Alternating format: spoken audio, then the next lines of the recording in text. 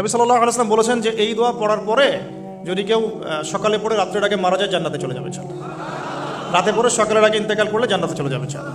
আর আমার সাথে বলবেন আল্লাহুম্মা আনতা রাব্বি লা ইলাহা ইল্লা আনতা খালাকতানি আনা আবদুক ওয়া আনা আলা আহদিক ওয়া ওয়া'দিকা মাস্তাতা'ত আউযু বিকা মিন শাররি মা সানা'ত আবুউ লাক বিনি'মাতিকা আলাই ওয়া আবুউ বিযানবি ফাগফির লি ফাইন্নাহু লা ইয়াগফিরু যুনুবা ইল্লা আনতা।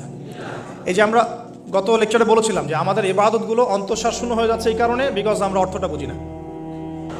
কি পড়লাম? আল্লাহ পাক বলছেন, নবী সাল্লাল্লাহু আলাইহি ওয়াসাল্লাম বলছেন আল্লাহুম্মা হে আল্লাহ আনতা রব্বি, আল্লাহ তুমি আমার রব, খালাকতানি তুমি আমাকে সৃষ্টি করেছো, আনা আবদুক আমি তোমার বান্দা, আনা আলা আহদিকা আমি তোমার সাথে যে অঙ্গীকার করেছি এর উপরে আছি, মাস্তাতা'তু থাকার চেষ্টা করছি, আমি সাধ্যমতো থাকার চেষ্টা করছি, আবুউ লাকা বিনি'মাতিকা আলাই আমার উপরে আমার যে উপরে তুমি যে নিয়ামত দিয়েছো আল্লাহ এগুলো আমি স্বীকার করছি।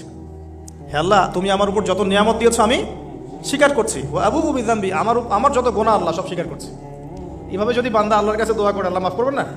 সুবহানাল্লাহ। ফাগফিরলি আল্লাহ আপনি আমাকে মাফ করুন, ফাইন্নাহু লা ইয়াগফিরু যুনুবা ইল্লা আনতা, কারণ আপনি ছাড়া যুনুব কেউ ক্ষমা করতে পারেন। ব্যাস এইভাবে বুঝে বুঝে এটা যদি না পড়েন অ্যাটলিস্ট এতটুকু আস্তাগফিরুল্লাহাল্লাযী লা ইলাহা ইল্লা হুয়াল হাইয়ুল কাইয়্যুম ওয়া আতুবু ইলাইহি, এইটুকু।